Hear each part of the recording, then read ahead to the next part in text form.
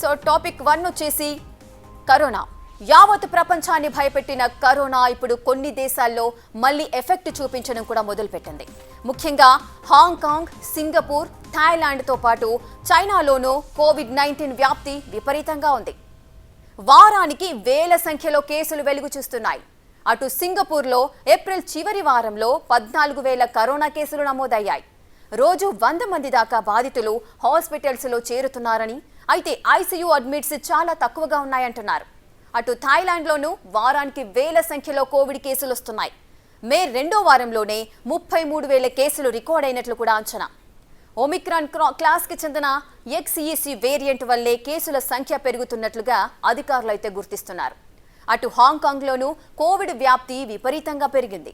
ప్రస్తుతం ఆసియా దేశాల్లో కోవిడ్ వ్యాప్తికి కారణంగా భావిస్తున్న JN.1 రకం వేరియంట్ అయితే ఇంట్రెస్టింగ్గా అని చెప్పొచ్చు. ఇక ఆందోళన కలిగించే రకం కాదని ప్రపంచ ఆరోగ్య సంస్థ ఇదివరకైతే స్పష్టం చేసింది.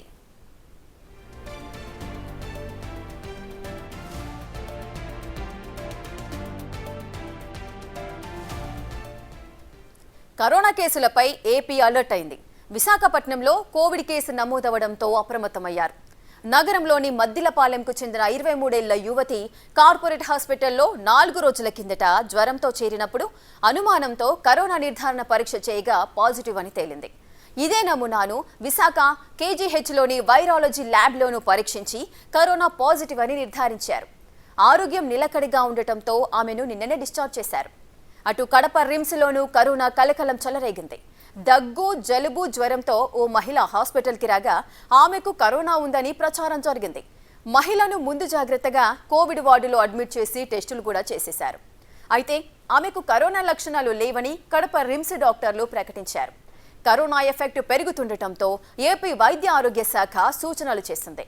జ్వరం, దగ్గు, జలుబు, తలనొప్పి లక్షణాలు కనిపిస్తే ఇంట్లో విడిగా ఉండాలని, మాస్కులు వాడాలని, తరచూ చేతులు శుభ్రం చేసుకోవాలని సూచించారు.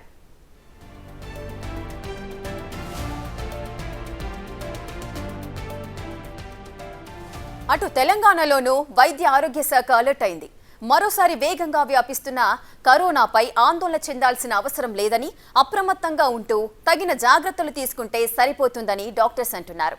రాష్ట్ర నోడల్ కేంద్రమైన సికింద్రాబాద్ గాంధీ హాస్పిటల్లో 30 పడకలతో కోవిడ్ వార్డును ఏర్పాటు చేశారు. కరోనాను సమర్థంగా ఎదుర్కొనేందుకు తగిన జాగ్రత్తలు తీసుకుంటున్నారు. థర్డ్ వేవ్లో వచ్చిన ఒమిక్రాన్ సబ్ వేరియంట్ JN.1 ప్రస్తుతం వ్యాప్తిలో ఉందని, కానీ ఇది ప్రమాదకారి కాదంటున్నారు. దీర్ఘకాల వ్యాధులతో బాధపడేవారు, వృద్ధులు, చిన్నారులు, గర్భిణులు, బాలింతలు, రోగ నిరోధక శక్తి తక్కువగా ఉన్నవారు అలర్ట్గా ఉండాలంటున్నారు డాక్టర్లు.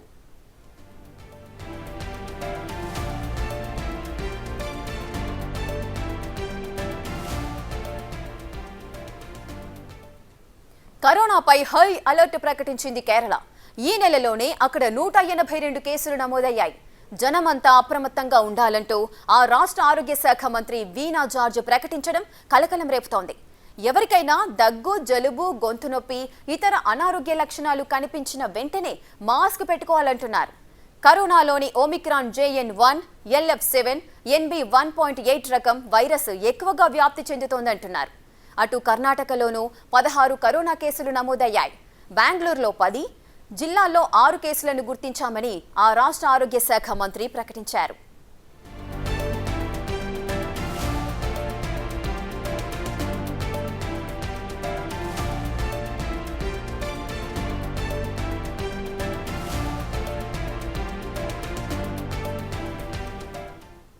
రైట్గా ఇదే విషయానికి సంబంధించి మరిన్ని డీటెయిల్స్ మనకు అందించడానికి రంగారెడ్డి గారు, డాక్టర్ గారు మనతో పాటు సిద్ధంగా ఉన్నారు. ఆయనను అడిగి మరిన్ని వివరాలు తెలుసుకుందాం. నమస్తే డాక్టర్ గారు. నమస్కారం. డాక్టర్ గారు, కరోనా ఎంత కల్లోలం సృష్టించిందో ప్రీవియస్ గా మనందరికీ తెలిసిందే. అయిన వాళ్ళని, బంధువులని కూడా కోల్పోయిన పరిస్థితి నెలకొంది. ఇప్పుడు ఆ మహమ్మారి మళ్ళీ తిరిగి వస్తుంది అని చాలా ఆందోళన చెందుతున్నారు ప్రజలంతా. దీని గురించి భయపడాల్సిన అవసరం ఉందా? ఎటువంటి జాగ్రత్తలు తీసుకోవాలి? మీరు ఇందాకే వివరించినట్టు ఈ వేరియంట్ ఏదైతే ఇప్పుడు ప్రబలుతా ఉందో, especially Thailand, Singapore, China, Hong Kong ఈ దేశాలలో ఏదైతే ప్రబలుతా ఉందో దాని యొక్క వ్యాప్తి కొంత ఎక్కువగా ఉన్నా కానీ దాని వ్యాధి తీవ్రత చాలా తక్కువగా ఉంది. కాబట్టి మీ ద్వారా నేను ప్రజలకి చెప్పదలుచుకుంది ఏంటంటే అనవసరంగా ఆందోళన చెందకండి. ఎందుకంటే ఈ వేరియంట్ ఏదైతే ఇప్పుడు సబ్ వేరియంట్ ఏదైతే ఇప్పుడు సర్క్యులేషన్లో ఉందో దానివల్ల ఇంతకు ముందు వచ్చిన విధంగా వ్యాధి రావటానికి అవకాశాలు లేవు. కాబట్టి ఆ, మీకు కనుక ఏవైనా ఈ వ్యాధి లక్షణాలు కనుక కనపడితే ఇందాక మీకు ఆల్రెడీ తెలియజేశారు, జ్వరము, జలుబు, దగ్గు ఇలాంటివి ఉంటే వెంటనే మీరు మాస్క్ ధరించి సాధ్యమైనంత వరకు మిగతా వాళ్ళకి వ్యాప్తి చేయకుండా చూడటం అనేది మీ పౌర బాధ్యత. అలాగే 2-3 రోజులు కనుక జ్వరం తగ్గకుండా వ్యాధి లక్షణాలు కనుక తీవ్రతరం అయ్యేటట్టయితే మీ దగ్గరలో ఉండేటటువంటి వైద్యులను సంప్రదించి వాళ్ళ సలహా సూచనల మేరకు మీరు వైద్యం కనుక తీసుకునేటట్టయితే దీని వ్యాధి ఏమాత్రం మిమ్మల్ని తీవ్రంగా యూనో పరిగణించడానికి అవకాశం లేదు. ఇక మనకి ఇంతకు ముందు మీరు చెప్పినట్టు 3 వేవ్స్ వచ్చిపోయాయి. ఆ 3 వేవ్స్ వచ్చినప్పటికీ ఇప్పటికీ చాలా తేడా ఉంది. మొదటి వచ్చిన వేవ్లో మనకి ఈ వ్యాధి గురించి కానీ ఈ వ్యాధి కారకమైనటువంటి కరోనా వైరస్ ఎన్కోవ్ గురించి కానీ అవగాహన లేదు. అలాగే మనకు వైద్య సదుపాయాలు కూడా ఎక్కువగా లేకుండా ఉన్నాయి. అలాగే మనకి ఆక్సిజన్ కొరత ఉండింది. అలాగే హాస్పిటల్ బెడ్ల యొక్క కొరత ఉండింది. డయాగ్నోస్టిక్స్ యొక్క కొరత ఉండింది. కాబట్టి మనం అక్కడ చాలా సంక్లిష్టమైనటువంటి పరిస్థితులను ఎదుర్కోవాల్సి వచ్చింది.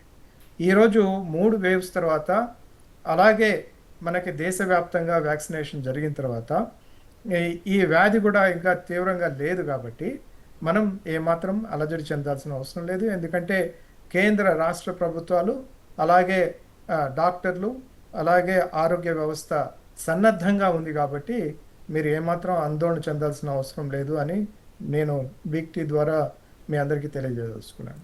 ఎస్ డాక్టర్ గారు, వివిధ దేశాలలో కూడా కరోనా వ్యాప్తి ఎక్కువగా ఉంటుంది. వారానికి వేలల్లో కేసులు నమోదవుతున్నాయి. దాంతో కంపేర్ చేస్తే ఇండియాలో కాస్త తక్కువగానే ఉన్నాయి అనుకోవచ్చు. అంటే దీనికి గల కారణాలు ఏమై ఉండొచ్చు? మనకి ప్రధానంగా ఇప్పుడు మనం థాయిలాండ్ లాంటి దేశాలు కనుక తీసుకునేటట్టయితే వాళ్ళకి మొన్న మధ్య స్ప్రింగ్ ఫెస్టివల్ జరిగింది. ఏప్రిల్ మధ్యలో, అంటే 15-18 తారీఖుల మధ్యలో వాళ్ళ దేశంలో చాలా పెద్ద యాన్యువల్ ఫెస్టివల్ ఒకటి జరిగింది. మనకి ఎలా అయితే తెలుగు రాష్ట్రాల్లో సంక్రాంతి అలాగే నార్త్ ఇండియాలో దీపావళియో అక్కడ అలాంటి చాలా పెద్ద ఫెస్టివల్. ఆ సందర్భంగా చాలా సమూహాలు ఉండటం, అలాగే పెద్ద పెద్ద కన్సర్ట్స్ అలాగే పెద్ద పెద్ద ప్రోగ్రామ్స్ జరగటం వల్ల చాలామంది అక్కడ గుమిగూడటం వల్ల అక్కడ ఉండేటటువంటి 1-2 కేసుల్ని చాలా ఎక్కువగా ప్రబలటం జరిగింది. అలాంటి పరిస్థితి మనకి ఇప్పుడు ఇక్కడ లేదని అనుకుంటున్నాను. అలాగే అక్కడ ఉండేటటువంటి వాతావరణ పరిస్థితులు ఏదైతే ఉన్నాయో అవి ఈ రెస్పిరేటరీ ఇన్ఫెక్షన్స్కి చాలా సానుకూలంగా ఉన్నాయి ప్రస్తుతానికి. కాబట్టి అంత తొందరగా ప్రబలింది. కానీ మీరు ఇందాకే చెప్పినట్టు వ్యాధి లక్షణాలు ఉండి ఒక 30,000 కేసులు నమోదైనప్పటికీ హాస్పిటలైజ్ అవుతున్నటువంటి సంఖ్య చాలా తక్కువగా ఉంది. మరి ముఖ్యంగా వాళ్ళల్లో ఐసీయూ దాకా పోవాల్సినటువంటి పరిస్థితి ఉన్నటువంటి పేషెంట్లు చాలా తక్కువగా ఉన్నారు. ఇప్పటికీ మరణాలు అయితే ఎక్కడ నమోదు కాలేదు. కాబట్టి మనం ఆందోళన చెందాల్సినటువంటి అవసరం లేదు. కానీ అప్రమత్తంగా అయితే తప్పనిసరిగా ఉండాలి. ఇప్పుడు మీరు ఇందాక చెప్పినట్టు కేరళ, మహారాష్ట్ర అలాగే కర్ణాటకలో కూడా కొన్ని కేసులు వచ్చాయి. ఆంధ్రప్రదేశ్లో కొన్ని కేసులు వచ్చాయి.